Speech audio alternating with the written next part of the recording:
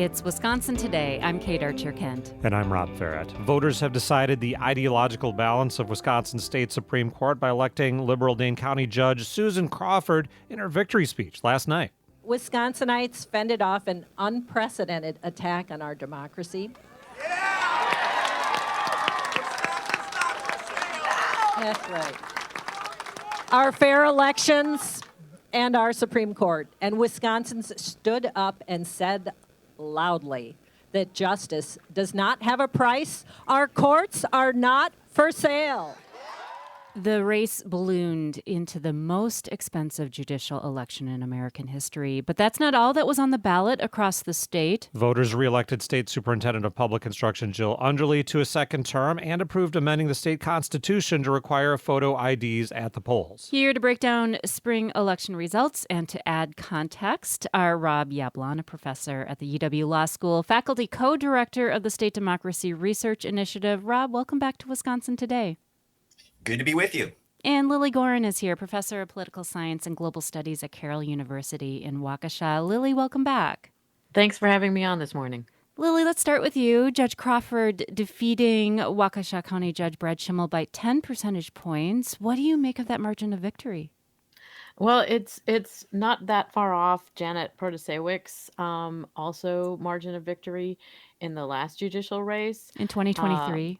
In 2023. But again, this was, by all accounts, the most expensive judicial race in U.S. history. And we saw, giant paychecks coming in, particularly from Elon Musk, but not solely from Elon Musk.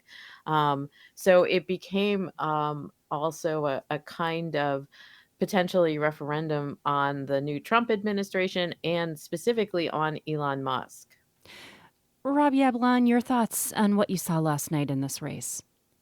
So I agree with that. The margin here is very similar to the margin in 2023. If you compare it to the November 2024 election, where Trump won the state by about 1 percentage point, Judge Crawford ran about 11 percentage points ahead of him, and won those margins in basically every area of the state. And so this race really was nationalized. It did become, in part, a referendum on the early days of the Trump administration, and in particular, some of the activities of Elon Musk, the deep cuts to the federal government that he's been spearheading, sometimes with little regard, it seems, for legal constraints. And, I think a message from the voters, in part, was a rejection of Musk's huge, really unprecedented role in the election. He spent more money than any person ever has on a state judicial election, probably on the order of $25 million. And his profile right now is so high that he was kind of a ubiquitous presence in the race.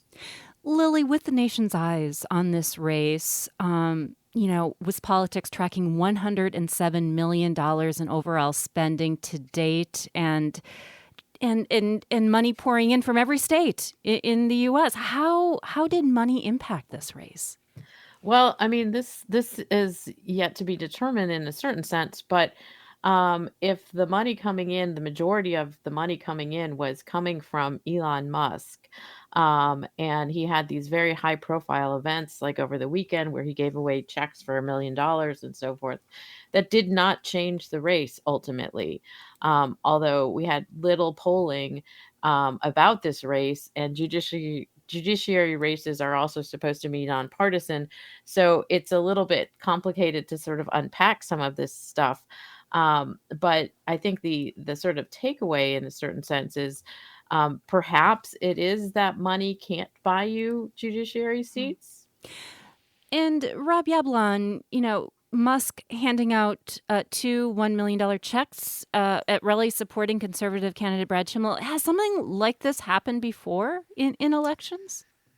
Rarely. Musk did something similar in November 2024, but prior to that, I mean, these are really unconventional ways for people to be spending money. We have had big money in elections for quite a while. Usually that money goes to things like mass advertising, digital advertising, old-fashioned mailers, but instead to be giving money directly to voters arguably as an inducement for them to vote, that really is now butting right up against some limitations, legal limitations on election bribery.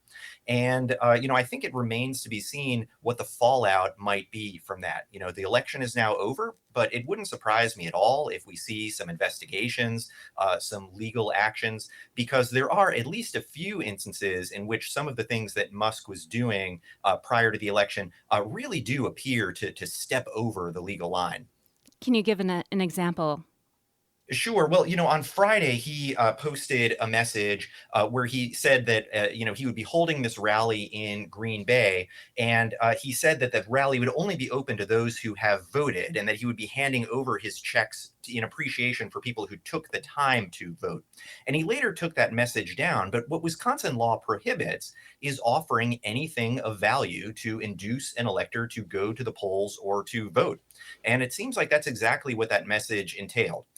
Yesterday, he posted that he would be giving away money for folks who snapped a picture outside of a polling location with a Wisconsin resident holding a photo of Judge Schimmel. But again, if Wisconsin law prohibits the offer of anything of value to induce a voter to go to the polls, I think there is a fairly strong argument that that has again stepped into the territory of illegality. Talking with Rob Yablon, UW-Madison law professor, and Lily Gorin, political science and global studies professor at Carroll University, breaking down and adding context to yesterday's spring election.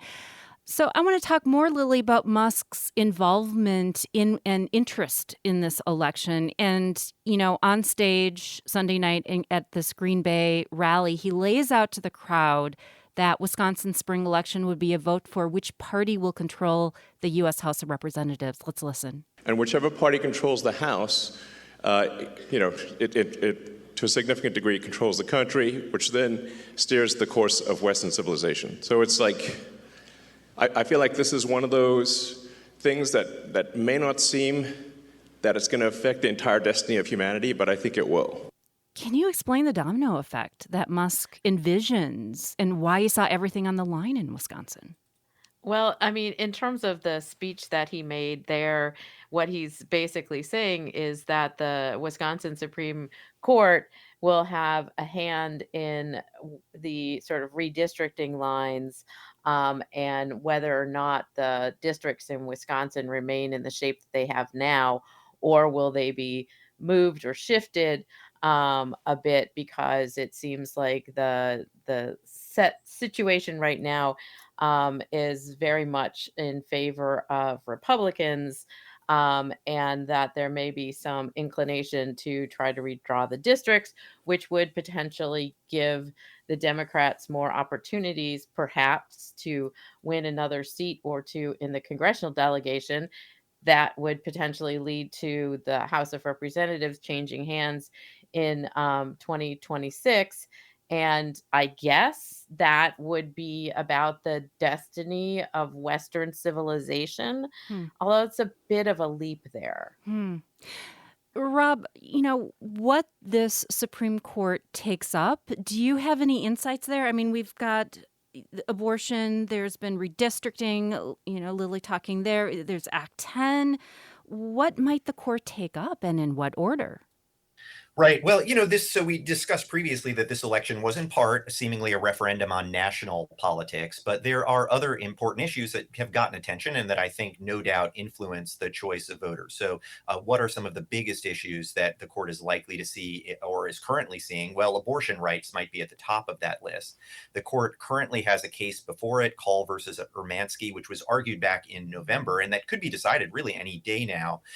And that question goes to whether in 1849 Wisconsin statute should be interpreted to ban abortion. A lower court previously ruled that it did not ban abortion, and I think the likelihood is that the state Supreme Court, will go along and agree with that result. waiting in the wings is a constitutional question about whether the Wisconsin Constitution provides a right to abortion. And so that may be a case that we see the Wisconsin Supreme Court looking at soon. We know that already in the judicial pipeline is a challenge to Act 10, the law that curtailed collective bargaining rights for public employees. That case is currently at the State Court of Appeals and may work its way up to the Wisconsin Supreme Court before too long. There was a fair bit of attention to the possibility that we'll see a challenge to Wisconsin's congressional map. There is no challenge pending now, but I think there is at least a reasonable chance that that kind of case will be brought. I think there's no guarantee that we're going to see new congressional maps in Wisconsin for 2026. It's by no means a slam dunk case, but now that the court's composition is known, I think there may well be some advocates who try to bring that lawsuit. Lily Goren, shifting the focus here, State Superintendent Jill Underly reelected to a second term, Underly beating educational consultant Brittany Kinzer. This election was nonpartisan in name only. What do you make of Underly's victory? Well, Underly was the incumbent, and again, the spread there was not nearly as large as the Crawford Schimmel race. And so I think it also just fell a little bit under the radar given the attention that was paid to the judiciary race. But again, I think that Underly was, in an advantaged position because she is the incumbent. And there's a lot of concern in Wisconsin and elsewhere with regard to education policy, given some of the changes that are coming from the national government. And the national government, Lily, very quickly as we closed, how much can you draw from the results of this election about the nation's prevailing political sentiment, and the political wins based on the Supreme Court victory? Well, in terms of the Supreme Court victory in Wisconsin, I'd say that the question of how much money you can pour into an election and what kind of results come out of that is something that both parties are now paying attention to. We haven't really talked about the fact that there were two House races in Florida, special elections. They were both won by Republicans in Republican districts, but at the same time, those were much smaller margins than Trump had seen in November. So for Democrats, there's some modicum of hope, and for Republicans, there's also the we won in where we were expecting to win. Lily and Rob, thank you for your time. My pleasure. Thank you. Rob Yablon, professor at the UW Law School, Lily Goren, professor of political science at Carroll University in Waukesha, providing analysis on yesterday's spring election results.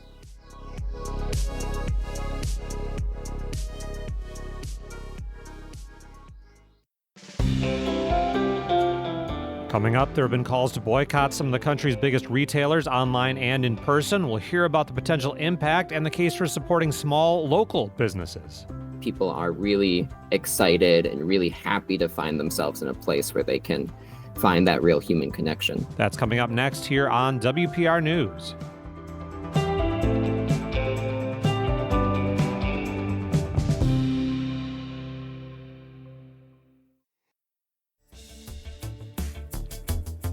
It's Wisconsin Today. I'm Rob Farrett. And I'm Kate Archer-Kent. A popular social media campaign has been organizing different forms of consumer protest, including several economic blackout days and extended boycotts of big retailers like Target and Amazon. Coming up, a Stevens Point bookstore owner says this is a moment for small business owners to step up and take part. First, we look at what is behind this economic protest and whether boycotts can make a difference. Stacy Mitchell is co-director of the Institute for Local Self-Reliance, author of the book Big Box Swindle: The True Cost of Mega Retailers and the Fight for America's Independent Businesses. Stacy, welcome to Wisconsin Today. Nice to be with you. We've got this movement online. Seems like it's getting a lot of attention, encouraging people to shop local, some economic blackout days, boycotts, short or long term of bigger companies, Target, Amazon, for example. As somebody who's been following these kind of big businesses, big retail businesses for quite a while, what do you see in this time of what looks like an upsurge in economic protest? I think there's a lot of, very widespread outrage about the extraordinary power that a small number of companies, especially big tech companies, have amassed, and the ways in which they are, they've been insinuating that power into government, kind of manipulating government, looking to get government favors. And, I think at this moment, we are seeing, a lot of response to that with people wanting to protest the power that these companies have. Now, there's a couple different threads here. Some people concerned about these companies' attachment to the new Trump administration. That coming from the left in some ways, or in most ways. How important a part of the story is that? Well, I think in what we've been seeing, we have, whether it's Elon Musk, who has, spent an extraordinary amount of money to contribute to President Trump's campaign, and who already has nearly $40 billion in government contracts and apparently is in line to be able to increase his contracting through several of his companies with the government. I think that that's something that really strikes people as, fundamentally corrupt and problematic in a supposedly free and democratic country. This kind of relationship that corporations have to government, the fact that we have allowed a very small number of companies to amass a lot of power, the fact that, a lot of legislation that Americans, both conservatives and liberals, support broadly seems to be, unable to pass through Congress and in some cases unable to pass through state legislators because of the power that these companies have lobbying. I think we've really reached a breaking point with that issue. And this is something that, my organization has been concerned about for a long time, that if you allow too few companies to concentrate too much economic power, they inevitably are able to translate that into political power, and that is a huge threat to democracy. Another concern that people have been worried about since well before the first Trump administration even is the impact of big box stores on local communities, local economies. That's something you've been following for quite a while, including in your book, A Big Box Swindle. Now, of course, concerned about online retailers, Amazon in particular. How important a factor now is worry about those kind of impacts on local economies affecting consumer decisions?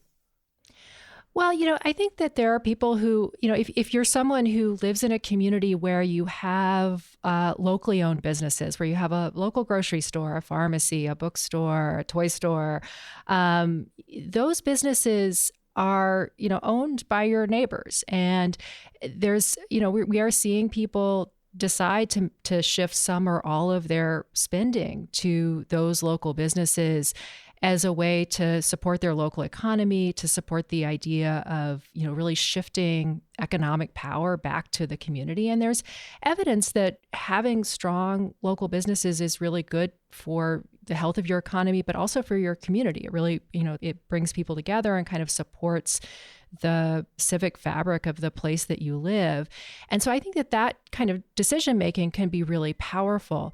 That said, I think that we have to be clear-eyed about what it is that, boycotts can and cannot achieve. So I think to the extent that you're choosing to support local businesses and making that sort of permanent shift, you're doing something very good for those businesses and for your community, as I said. But I think we should be skeptical about the potential of boycotts to actually have an impact on large companies. And I think the way that we get at their power actually, has to be more about addressing the kind of policy advantages that they have. How would you do that? What we have seen across our research for many years is that these big companies have become dominant in large part because they have gotten an extraordinary number of government favors, that public policy has really tilted the playing field in their favor. Part of that is that we have, there has been very limited enforcement of our antitrust laws, our anti-monopoly laws for the last few decades. We've begun in the last few years to see an uptick in anti-monopoly enforcement, and that's a really good thing, and I hope will continue. It started under the Biden administration. It's unclear exactly how committed the Trump administration is to it, but I would note that states play an extraordinary role. Like state AGs are They enforce our federal antitrust laws, and we also have state antitrust laws. And so we've been encouraged to see that a number of states have begun to address these issues. Companies like Amazon, they maintain their market power in part by using anti-competitive practices. And so we've seen now a federal lawsuit that's been filed by the Federal Trade Commission together with 17 states, including Wisconsin, that accuses Amazon of monopolizing the market and attempts to go after those anti-competitive practices. I'm hopeful that that lawsuit will succeed, that we'll see a breakup of Amazon, and that will open up a lot of new opportunity for businesses to compete, and in the process really reduce Amazon's political power. One concern from consumers, and of course these companies themselves, one argument might be they're successful because they're big, they're efficient, they have economies of scale. Ultimately, they can deliver products to consumers at lower prices, in some cases at more convenience. That's what consumers want. What would you say to somebody making that argument? I think when you take a closer look at many of these sectors, you see, in fact, that the opposite is true. For example, we can look at a company like Walmart, which is known for its low prices. What we've seen in reporting and research is that Walmart actually goes to suppliers and says, "You're going to give us your best. You're going to give us these deep discounts, and you're going to charge our competitor down the street a higher price." And of course, Walmart is so dominant in that relationship that the supplier's like, "Look, you're my biggest customer. I can't say no. I have to give you this special discount. And I have to, in effect, end up raising my prices to your competitors." Well, that tilts the playing field. And that means that consumers who would prefer to shop at a local grocery store, or who maybe, have only a local grocery store as an option, are in fact paying more because of Walmart's market power than they would if we actually enforced fair competition laws. You mentioned earlier boycotts not as effective as potential enforcement of antitrust laws. Do you see any value in short, long-term economic protests and boycotts? Well, I mean, I think it can be an initial way to organize people. Certainly, it's a straightforward kind of entry point for people to get involved. But I think it's worth really thinking about the limits of boycotts. There's not a lot of evidence that they're effective unless they can really be sustained and they're very targeted to a very limited thing. But sort of boycotts that are kind of widespread and sort of target a lot of companies and are temporary are unlikely really to achieve much. One of the reasons for that is simply that it's very hard, especially with these global companies, to assemble sort of enough consumers to take part.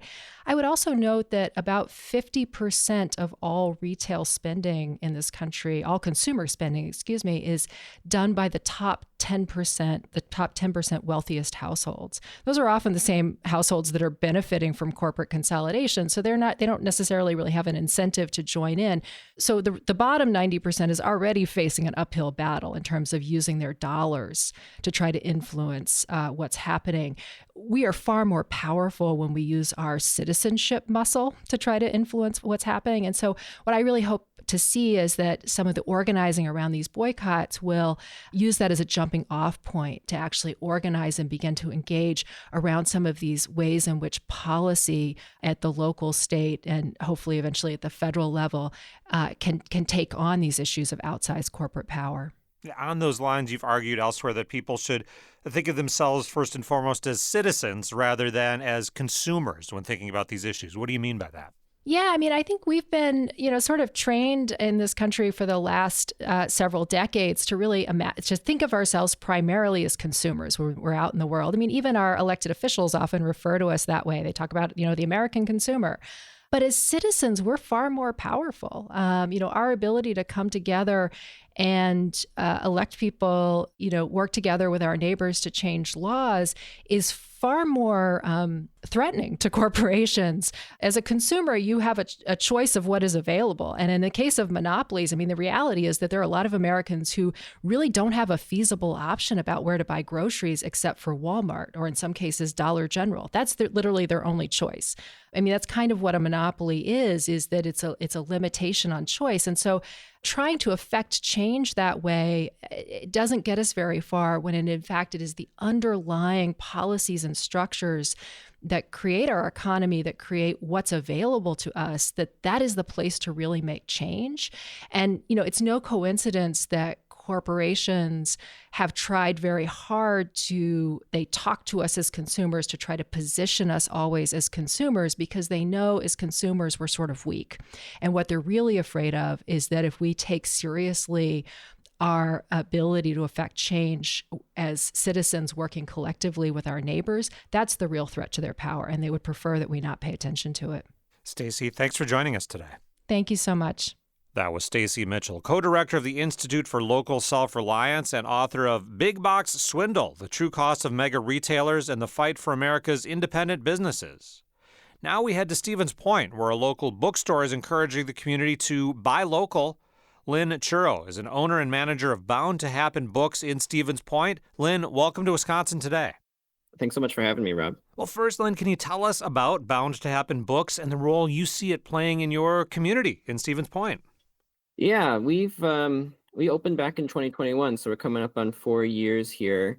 And we always started with the intention of providing a community space and making sure that we really highlighted and emphasized the stories, authors, and experiences that aren't well represented either in our region as well as mainstream literature.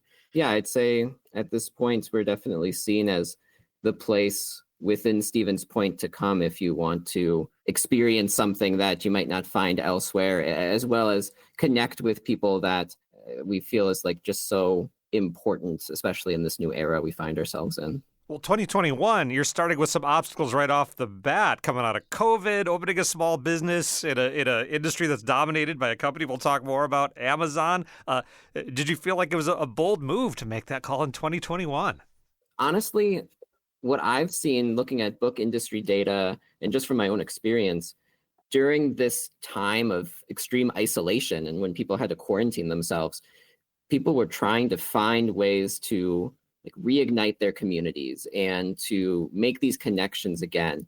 And bookstores were the place that people flocked to.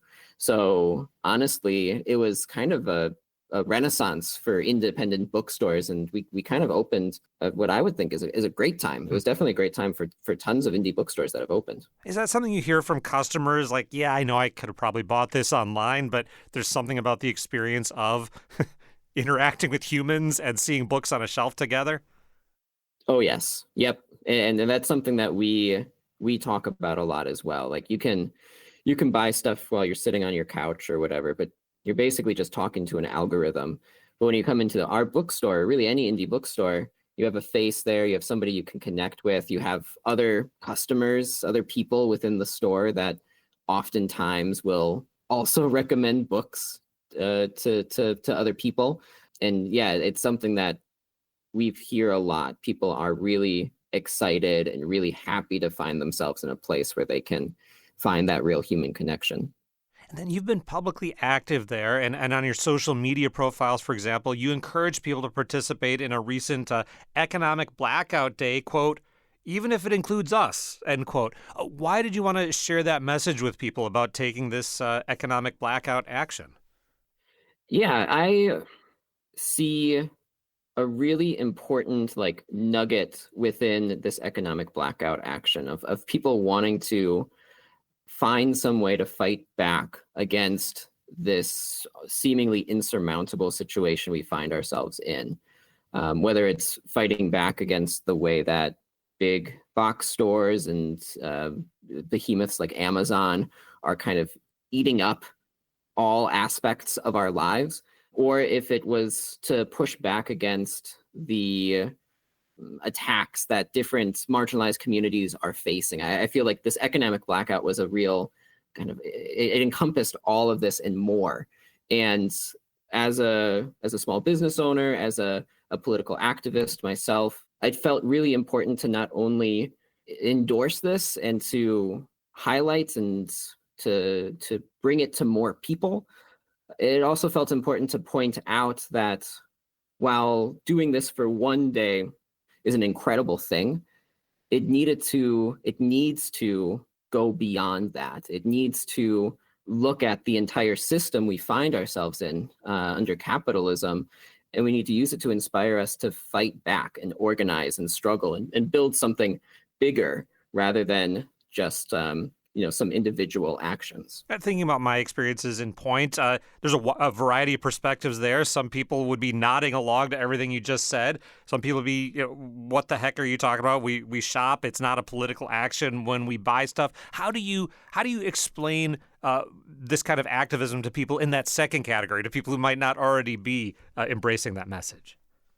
I think that those people that might fall into that category actually do understand that and do think about it just in a different way. What we try to do with the bookstore is to find the points of commonality, find the points of solidarity, and build from there. And so for these people who, might feel like this action is worthless, is silly, isn't going to do anything, I would talk to them about local businesses, the independent stores that they go to and they support, and show that with the way that Amazon and other stores and other businesses try to monopolize and take over everything, like that is going to affect them just as much as it affects anybody else within our community.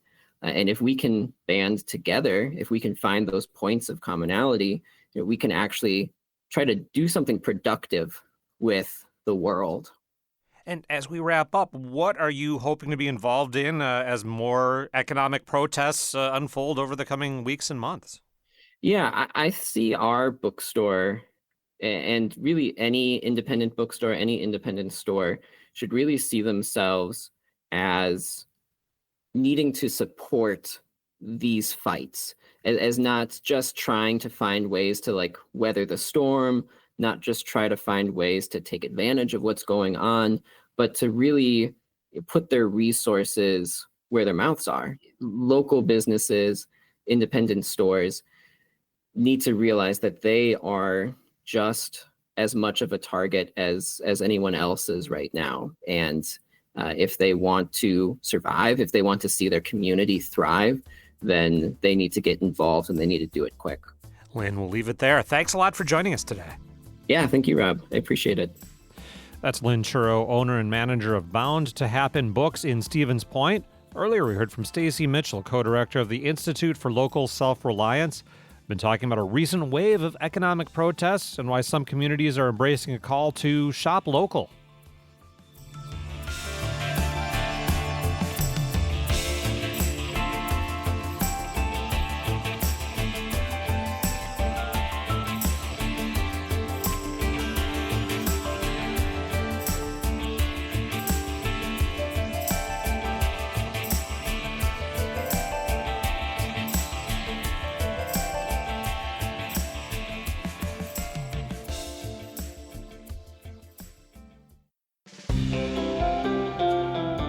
Still ahead on Wisconsin Today, some little free libraries in Wisconsin are transforming into little free pantries. We go through a wide variety of items, whether that be prepackaged little soup cups or the granola bars or cereal cups. Community organizers in the mini pantry movement, that's next on WPR News.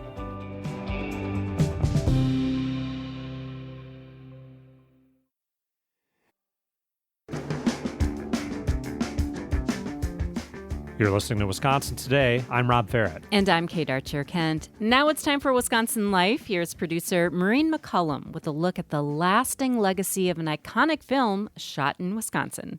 American Movie is a movie about making a movie. When the beloved documentary was released in 1999, it quickly became a cult classic. Last night, man, I was so drunk I was calling Morocco, man. Trying to get to the Hotel Hilton at Tangiers in Casablanca, man. That's pathetic, man. Is that what you want to do with your life? Suck down peppermint schnapps and try to call Morocco at 2 in the morning?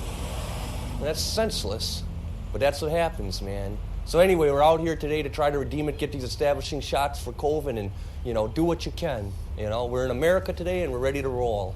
American Movie was filmed in the Milwaukee area and has gone on to inspire many artists and filmmakers. WPR's Evan Casey takes a look back at the film's lasting legacy. I was a failure. And I get very sad and depressed about it, and I can't be that no more. American Movie is not only, as the title says, an American movie, it's also as Wisconsin as it gets. The indie documentary focuses on filmmaker Mark Borchardt of Menominee Falls as he attempts to make the next great American horror movie, Coven. Coven, man, we gotta get this sucker done, though. Seriously. American Movie feels like you're watching a home video capturing hilarious anecdotes and tender moments between Borchardt and his family and friends. Filmed in the 1990s in the Milwaukee area, it has a little bit of everything for everyone. You'll laugh, you may cry, and there's no shortage of memorable quotes. Luckily, it's just $81. What are they gonna take, like my Night of the Living Dead book? Directed by Chris Smith, some critics and movie buffs regard American Movie as one of the best documentaries of all time. You know what? I'm sorry I tried to put your head in here. The Oriental Theater in Milwaukee recently hosted a screening of the movie. 25 years after its release, it still drew a packed house. Perhaps it's because some people see a little bit of themselves in Borchardt. People like moviegoer T.W. Hansen. There's this dogged determination towards bringing your own particular vision, regardless of the circumstances and regardless of the odds. Hansen has seen American Movie a dozen times. Or maybe it's 24. He lost track. But he'll never forget his first time. It hit me at exactly that right time in my life to where, this is genius. It's as Wisconsin as it gets, too, for the other thing. Is like, if you are from here, you see yourself, you see people you know. Hansen says the documentary encouraged him to go to film school so he can make his own movies. These days, he spends most of his time buying and selling cars that have appeared in movies and TV shows. And that obsession has made Hansen the subject of a documentary directed by Max Hay of Milwaukee. I mean, bottom line is, like, if American Movie didn't exist, I highly doubt I would have thought to start making this movie. Hay took a lot of cues from American Movie and from Borchardt himself, who he considers a close friend. Borchardt has appeared in other movies over the last few decades. He's also seen as a mentor for many creatives in the Milwaukee area. That includes Milwaukeean Eric Halverson. He says the documentary and Borchardt's passion for success kept him going after he dropped out of college in 2011. Now, Halverson is a freelance photographer. Yeah, man, that movie changed my life. If it wasn't for that documentary, that movie, and hearing about that back in 2011, I'd probably still be working in bars because I wouldn't have had that push to create on that level and to push through the everyday stuff, push through the stuff that everyone else gets caught up in, like barbed wire. Many people, including myself, often see Borchardt out and about in Milwaukee. He didn't want to be interviewed for this story, but he says he's still working on Coven 2. In an email, he wrote, "There has to be some work accomplished in the next few years." In his own words, straight from American Movie. This time it's most important not to fail just to drink and dream, but rather to create and complete. WPR's Evan Casey brought us that story on the lasting impact of American Movie. Wisconsin Life is a co-production of Wisconsin Public Radio and PBS Wisconsin in partnership with Wisconsin Humanities. Additional support comes from Lola Mary Peterson of Appleton. I'm Maureen McCullum. You're listening to Wisconsin Today. You may see little free libraries in your neighborhood, those small boxes with little doors where people can drop off and take books for free. We enjoy having one in our front yard. Now, people around Wisconsin are using that model to create little free pantries, sometimes called blessing boxes, as a distribution point for food and personal hygiene items for neighbors to take for free. Dozens of little free pantries are popping up all over the state, and we set out to learn more about how they work and their impact in communities. Eric Salzwedel is co-founder and executive director of Do Good Wisconsin. He runs the Salzwedel Community Little Free Pantry in Marshall. Eric, welcome to Wisconsin Today. Thanks for having me. And Amber Docks is here, CEO and founder of Grow It Forward. That's a community garden and pantry in Manitowoc that maintains a little free pantry. Amber, welcome. Hello, thank you.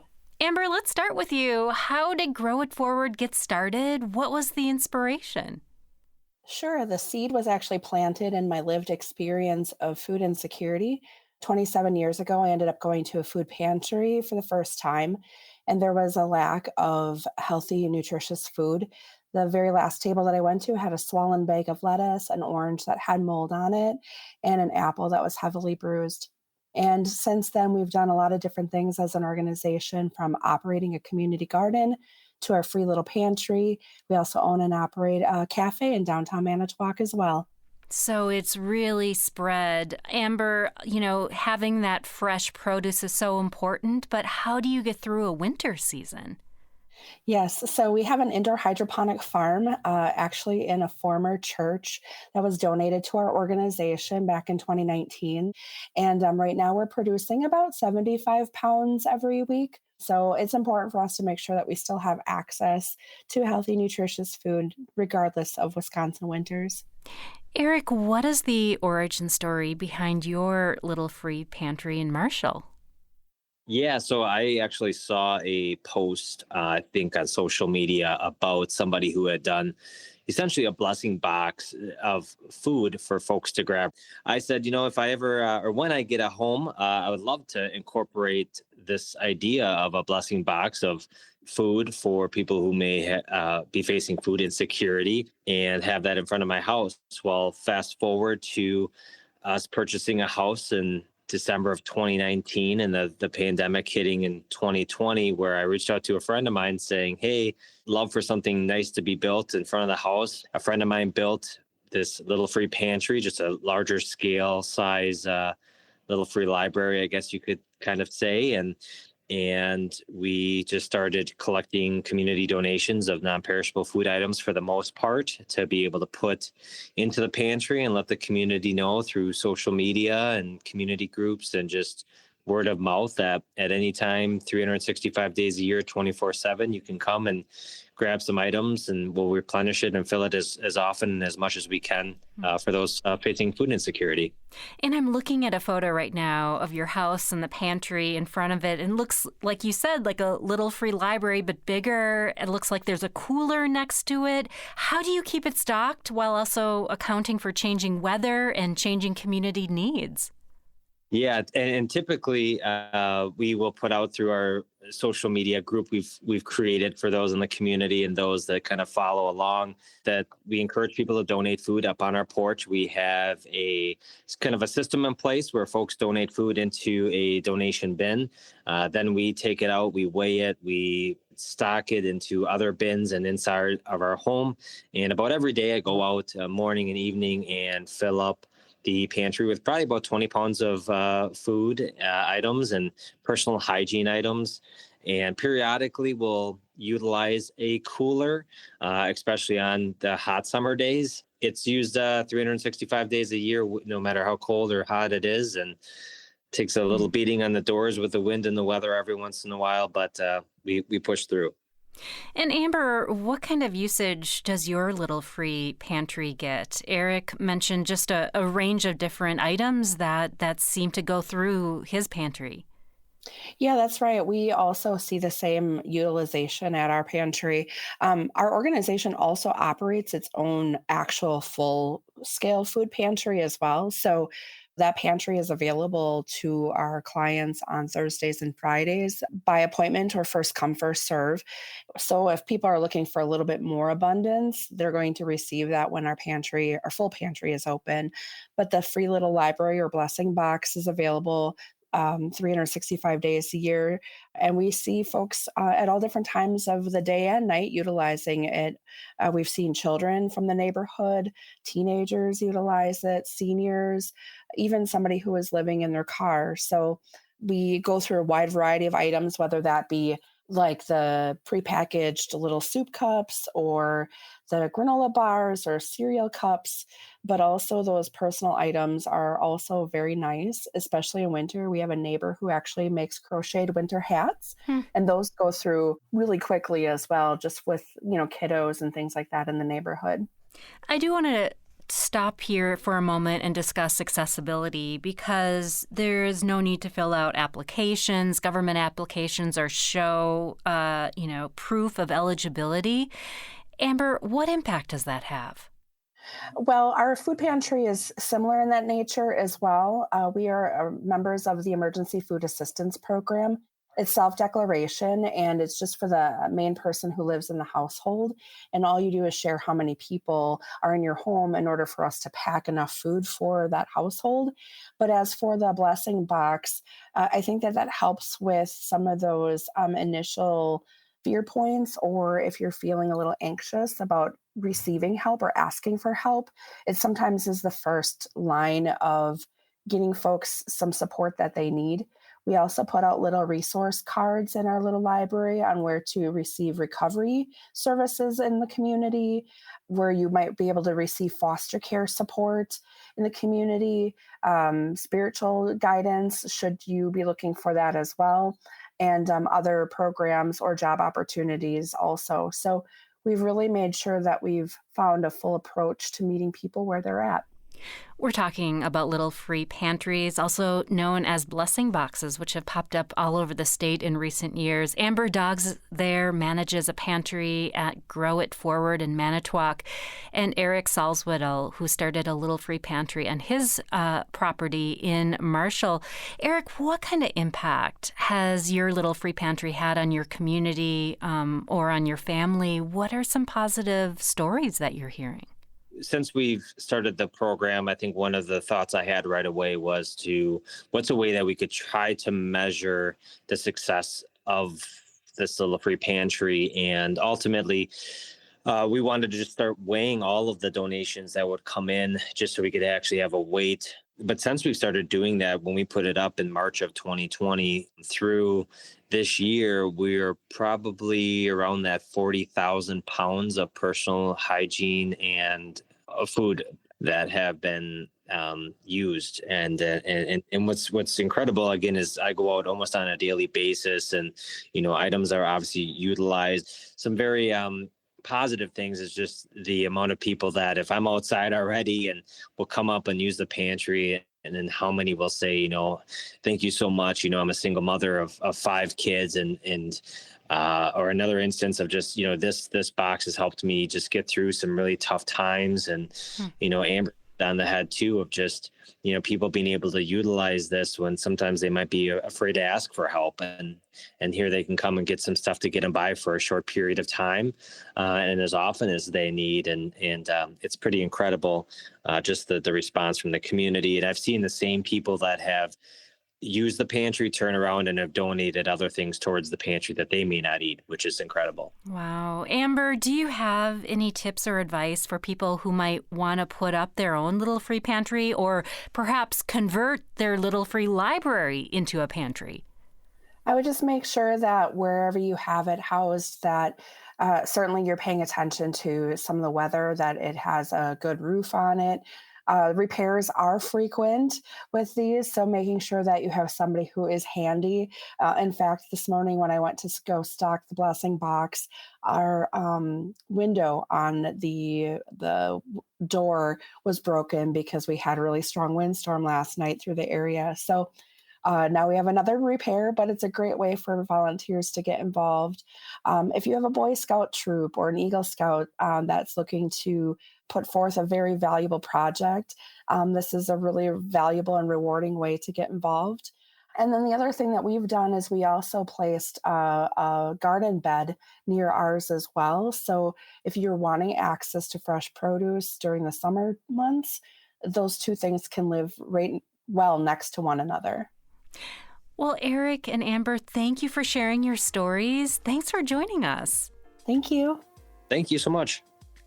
And that was Amber Dogs, CEO and founder of Grow It Forward in Manitowoc, and Eric Salzwedel, co-founder and executive director of Do Good Wisconsin, runs a community pantry in Marshall. We've been talking about the impact of little free pantries and helping address food insecurity in communities.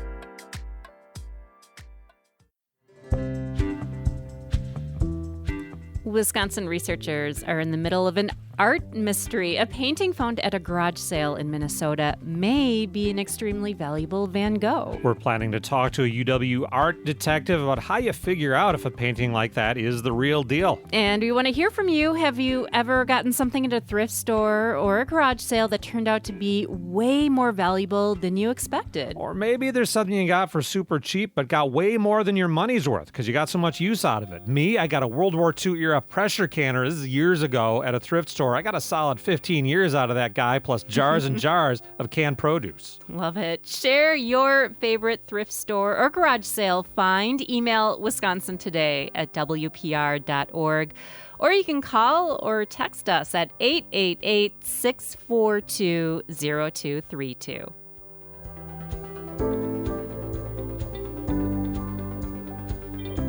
Wisconsin Today is the work of a team of producers, hosts, and technical directors. Learn more about us at wpr.org/Wisconsin Today.